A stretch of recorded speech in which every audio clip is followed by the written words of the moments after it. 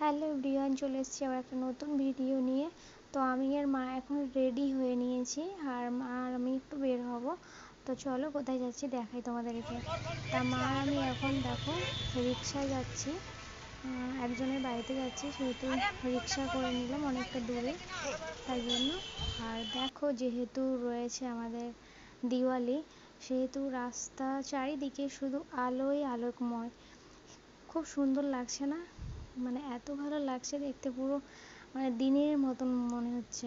তো যাই হোক, এত ভালো লাগছে তোমাদের সাথে শেয়ার না করে পারলাম না। তো চলো, যেতে যেতে দেখো যেখানে যেরকমভাবে আলো দিয়েছে। তো এই আঙ্কেল আর আমি আর মা যাচ্ছি। তো দেখো এইখানে দোকানে আমরা একটু ঠান্ডা কিনে নিচ্ছি যেহেতু যাব। তো চলো, ওই আন্টির বাড়িতে আমরা এখন চলে এসেছি, আর এসে দেখো বসে পড়েছি আমি আর মা আর ওই আঙ্কেল। তো আমরা এখন বসে আমাদের মতন করে একটু গল্প করছি। এই দেখো আঙ্কেলকে দেখাই, এই হচ্ছে আঙ্কেল সেই। তো মা আমি আঙ্কেল তিনজনে মিলে এসেছি আন্টির বাড়িতে। আর আন্টির বাড়িটা তোমাদেরকে দেখাই। যেহেতু ভাড়া বাড়িতে থাকে, সত্যি ভাড়া বাড়িতে থাকলে মানুষের খুব কষ্ট হয়। তারপর দেখো আমাদেরকে খেতে দিয়েছে চাউমিন। তা আন্টি নিজে বাড়িতে বানিয়েছে চাউমিন। এই হচ্ছে সেই আন্টি যার বাড়িতে আমি এসেছি। তো এখন আমাকে দিয়ে দিল চাউমিন, আমরা এখন চাউমিন খাওয়া দাওয়া করবো। তো সত্যি কথা বলতে চাউমিনটা খুব সুন্দর বানিয়েছিল। তারপর দেখো এখন খাচ্ছি আমি চাউমিনটা, আর বাড়িতে বানিয়েছে, সত্যি খুব সুন্দর হয়েছিল, কিন্তু ভীষণই ভালো খেয়েছি।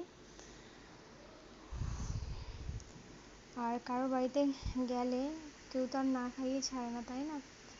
যাই হোক, তো চলো চাউমিনটা খাই আগে। তারপর দেখো চাউমিন খাওয়া হয়ে গেছে, তারপর দিয়েছে এখানে এক গাদা মিষ্টি। তো মিষ্টি খেতে আমি খুব একটা ভালোবাসি না, তো কিছু করার নেই। এদিকে মা আর ওই আন্টি এখন কথা বলছে, মানে গল্প করছে ওরা। তারপর চলো এবার বাড়ির দিকে যেতে হবে। এখন অনেকটা বেজে গেছে, প্রায় 9:30 10:45 কাছাকাছি। তো আমরা এখন বাড়ি যাব।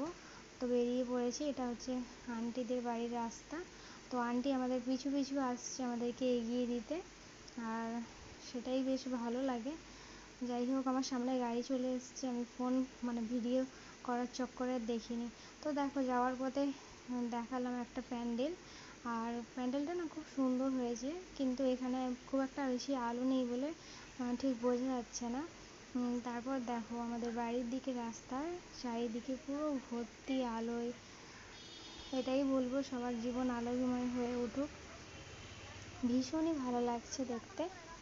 তারপর দেখো আমি আর মা এখন বাড়িতে চলেও এলাম। তারপর দিন দেখো এবার আমি চলে যাচ্ছি কেষ্টপুর। ঠিক আছে, আমি এখন এসে গেছি কেষ্টপুর। তো আমি এখন রয়েছি অটোতে, আর এটা হচ্ছে কেষ্টপুরের রাস্তা। তো আমি একটু যাচ্ছি আমার নিজের বাড়িতে, এখন আমি যাচ্ছি নিজের বাড়িতে। তো চলো, অনেক দিন বাদে চলে এসেছি আমার এই বাড়িটাতে। যেহেতু থাকি না সেহেতু গোছানো গাছানো নেই, কিছু করার নেই, আর অগোছালো হয়ে রয়েছে। আর ভীষণই মিস করি, আর বেশ ভালোই লাগছে, অনেকদিন বাদে আসলাম। তো দেখো আমি এখন আমার নিজের কিছু জিনিসপত্র, মানে যেগুলো লাগবে ওগুলো নিলাম। আর এখানে রয়েছিল আমার প্রদীপ, যাই হোক ওগুলো আমার কেনা ছিল, তো ওইগুলোই আনতে আসলাম। তারপর দেখো বোয়ালামি করে বেরিয়ে পড়লাম, ও যাবে অফিস, আমি আসবো বাড়িতে। তো দেখো এখন দুজনে মিলে হাঁটছি, অনেক দিন বাদে হাঁটছি। আর ও এখন অফিস যাবে, দেরি হয়ে যাচ্ছে, তাই জন্য খুব তাড়াতাড়ি করে হাঁটছি, আর আমাকে টেনে টেনে নিয়ে যাচ্ছে যেন। খুব গরম, দুজনে হেঁটে হেঁটে যাচ্ছি। তারপর দেখো বাড়ি চলে এসেছি। আর এটা দেখো, হ্যাঁ এটা হচ্ছে প্রদীপ। তো আমার বরের অফিসে দিয়েছে দিওয়ালি গিফট ওদেরকে। তো এখানে রয়েছে প্রদীপ, খুব সুন্দর করে পার্সেল করে দিয়েছে না, খুব সুন্দর লাগছে, যেহেতু অফিসের ব্যাপার সেই জন্য। তো যেহেতু আমি প্রদীপ জ্বালাবো ওই জন্য আমার জন্য মানে আমাকে বললো যে তুমি নিয়ে যাও। যাই হোক, তো দেখো এখন বার করছি আমি। আর প্রদীপগুলো খুব সুন্দর কালারিং করা, খুব সুন্দর কালার করা, খুব সুন্দর, কিন্তু খুব প্রদীপগুলো খুব বেশি তো দেয়নি, দুটোই দিয়েছে। যাই হোক, তোমাদের সাথে শেয়ার করলাম, বেশ ভালোই লাগছে। দেখো প্রদীপগুলো খুব সুন্দর কালার, আমার তো বেশ ভালোই লেগেছে। প্রত্যেক বছরই ওদের অফিস থেকে দেয়, গত বছরও দিয়েছিল আর এই বছরও দিয়েছে। তারপর দেখো এখন সন্ধ্যাবেলা আমি কি করেছি, এই দেখো আমি এখন হাতে একটু আলতা লাগাচ্ছি।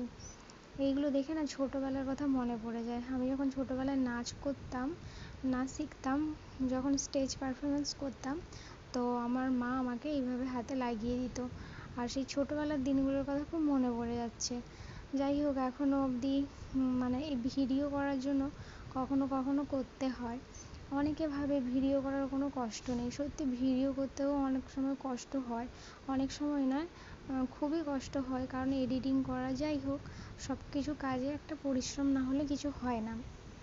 তো যাই হোক, তো আমি এখন বসে বসে এখন ভিডিও বানাবো, যার কারণে এখন আমার প্রস্তুতি চলছে। আর ছোটোবেলার কথা মনে করছি আর আলতাটা লাগাচ্ছি, ভীষণই ভালো লাগে।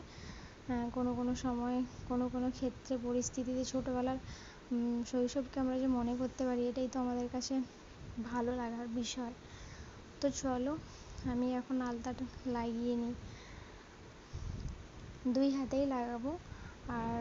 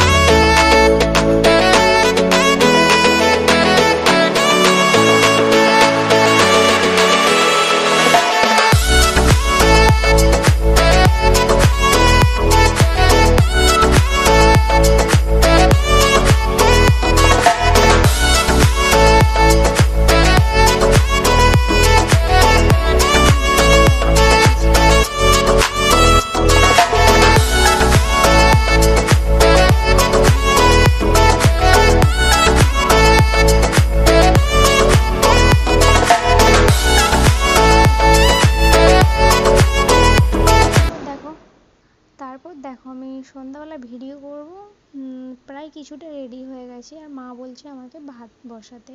তো এখন বলো কেমন লাগে। তো কিছু করার নেই, মায়ের শরীরটা খারাপ, যার কারণে দেখো এখন হাঁড়িতে চাল নিয়ে নিয়েছি, কিন্তু ধোবো। এবারে আমার 2 হাতে আলতা, 2 হাতে যেহেতু আলতা রয়েছে, তো সেহেতু আমার আলতা উঠে যাওয়ারও চিন্তা আছে, আর একদিকে হচ্ছে মানে চালেও কালার হয়ে যাবে। সেহেতু কী করবো দেখো, এখন আমি কিছু করার নেই।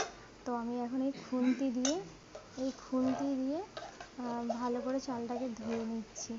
কিছু তো করার নেই, কী আর করা যাবে। তো এইভাবেই এখন আমি চালটা ধুয়ে নিচ্ছি। তোমরা আবার অনেকে এটা দেখে আবার হাসবে, হাসির কিছু নেই। তো পরিস্থিতি এমনই আসে যখন তখন, তো পরিস্থিতি যখন আসে যেরকমভাবে, সেই রকমভাবে চালিয়ে নিতে হয়। তো যাই হোক, কিছু করার নেই, করতে হচ্ছে এরকমভাবে, যাতে নিজেরও অসুবিধা না হয়, যাতে কাজটাও হয়, দুটো একসাথে বজায় রাখা যেটা হয় সেটাই করলাম আমি। তো চলো, চালটা আমি ভালো করে ধুয়ে এখন পরিষ্কার করে নিচ্ছি আর ভাতটা বসাবো। তো দেখো বন্ধুরা, আমি এখন একটু ভিডিও বানাবো, সেই জন্য পুরো রেডি হয়ে নিয়েছি। আর আমাকে কেমন লাগছে অবশ্যই কিন্তু তোমরা কমেন্ট করে জানিও। আর এই দেখো আমার হাতে রয়েছে এই যে প্রদীপ। তো যেহেতু আজকে প্রদীপের দিতে হয়, সেই জন্য এত কিছু। তো চলো তোমরা দেখতে থাকো। তারপর দেখো এখানে আমি প্রদীপগুলোকে রেডি করে নিয়েছি, আর আমি নিজেও রেডি হয়ে গেছি। কেমন লাগছে অবশ্যই কমেন্ট করে জানিও আমাকে। যেহেতু আজকে নিয়ম আছে 14 বাতি দিতে হয়, তো সেহেতু আমি রেডি হয়ে নিয়েছি আর একটু ভিডিও বানাবো। তো দেখো আমার ফাইনাল লুকটা। তো চলো তোমাদেরকে দেখাই।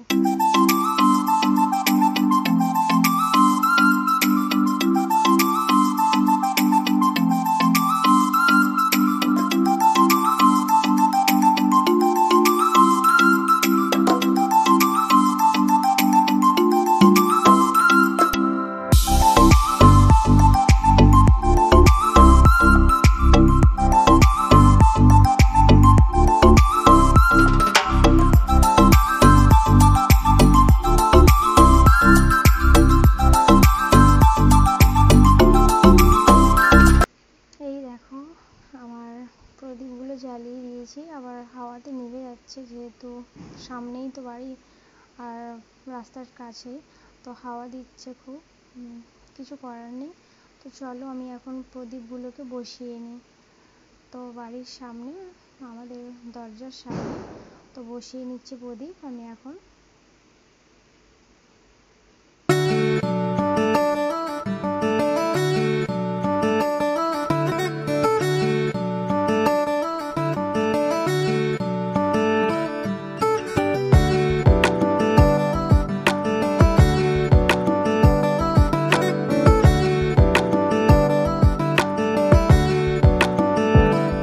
তো চলো বন্ধুরা, সবাই দীপাবলি ভালো করে কাটাও, সবাইকে আগাম শুভেচ্ছা। কারণ দীপাবলিটা হচ্ছে একদম রং বাহারি, ঠিক আছে, আলোতে আলোকময়, সবার জীবন আলোয় ভরে উঠুক দীপাবলির আলোর মতো, এটাই চাইবো। সবাই ভালোভাবে কাটাও, সাবধানে কাটাও, ভালোভাবে বাজি ফাটাও, এটাই বলবো, আর কিছু বলার নেই। তো চলো সবাইকে টাটা, শুভরাত্রি সবাইকে। সবাই ভালো থেকো, সুস্থ থেকো, সাবধানে থেকো।